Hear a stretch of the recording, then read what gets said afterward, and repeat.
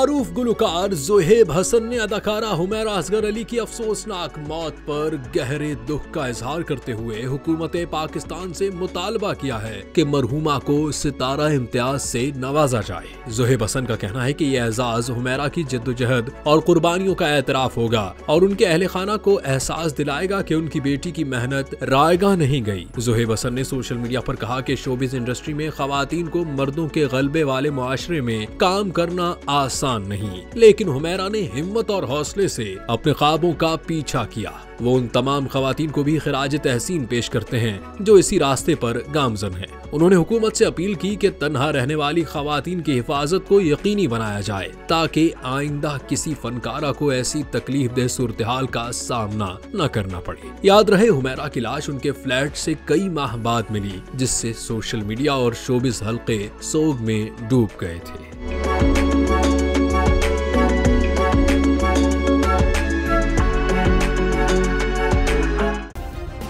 Subscribe करें और bell दबाएं ताकि कोई खबर रह न जाए।